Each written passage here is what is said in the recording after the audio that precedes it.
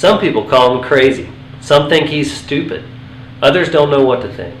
Chaz Chillington showed up to the CFL in 2007 basically out of nowhere, but his erratic posts got him immediate attention.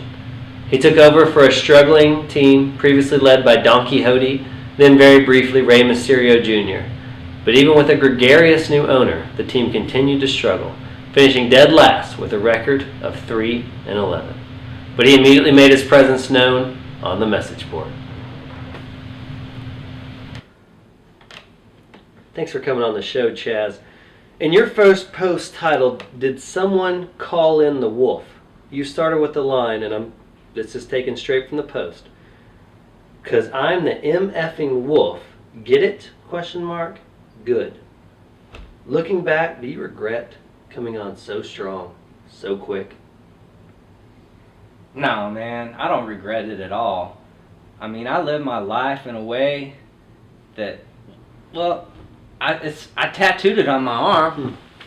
Look at that. Can you see that right there? It looks like that says no regrets. No regrets. No regrets. Next question.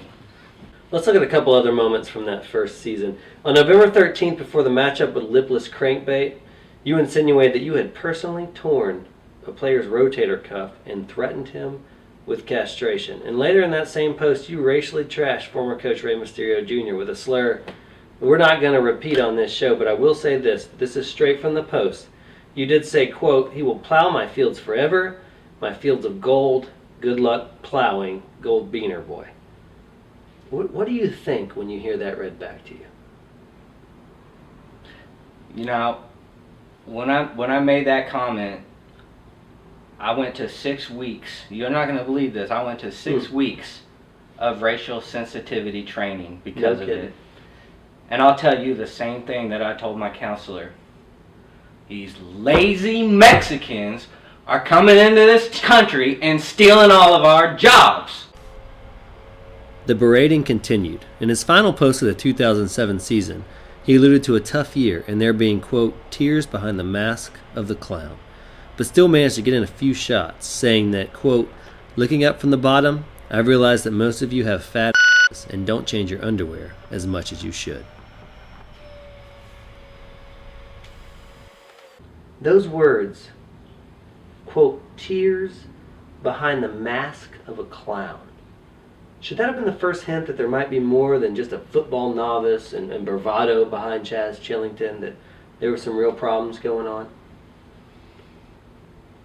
I have been instructed by my attorneys not to answer that question pending civil litigation lawsuit. Next question, please. Well, let's stay there for a second. Are you the clown in that situation? Next question. I'm not answering that. I can't answer that. I won't answer that. I'm not saying I'm not a clown. I'm not saying I'm not a clown. Things didn't get any better from there. Early in the 2008 season, a motorcycle wreck and no health insurance forced him into a blood transfusion from a one-legged pirate hooker named Buckles, in which Chaz said, quote, "You could smell the AIDS," end quote.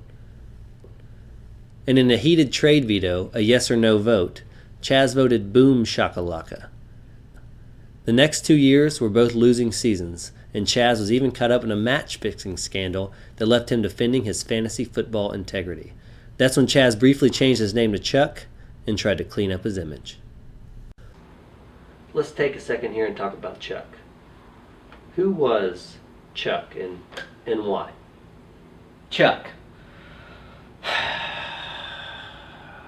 Chuck was a mistake. I don't regret it, but it was a mistake. No regrets. Chuck was a disappointment. Chuck was a friend. Chuck was an enemy. At the end, I had to kill Chuck. Chuck didn't last the season. On December 6th, with his team again at the bottom of the standings, Chaz returned claiming Chuck was dead and that he had, quote, "buried him up to his shoulders on Trey's pig farm and poured hog liquor, wild pig attractant, all over his smiling face," end quote. After another losing season, his 6th straight in 2011, Chaz was mostly silent, as was everyone in the league, during a year we'd all just as soon forget.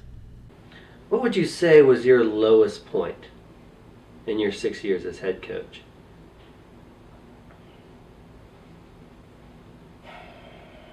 Man, I don't know. Those were some of the 6 best years of my life.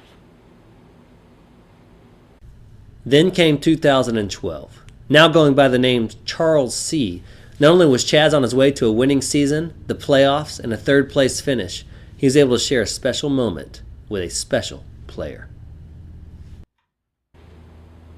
What did it mean for you, personally, for Chaz Chillington, to have Chaz Shillings on your team? Oh, man. Chaz, we text all the time. Mm-hmm. I texted him. I said, man, you going to give me a touchdown this week? And he was like, you know it, brother. And so I put a little wager on it. And, well, he let me down. No. And so we're on the outs right now. I don't know if I'm going to draft him this year. Not in the first round. Really? Maybe second. Would you say that him letting you down was similar to you letting yourself down? Boy. I thought this was supposed to be some sort of puff piece. Oh, no. No one promised that. No. I was promised a puff piece. No. I was promised a mother puff piece. This is a news organization, Chaz. We do things one way. The right way. If you want to ask me if I've let myself down, the answer is unequivocally yes, every day.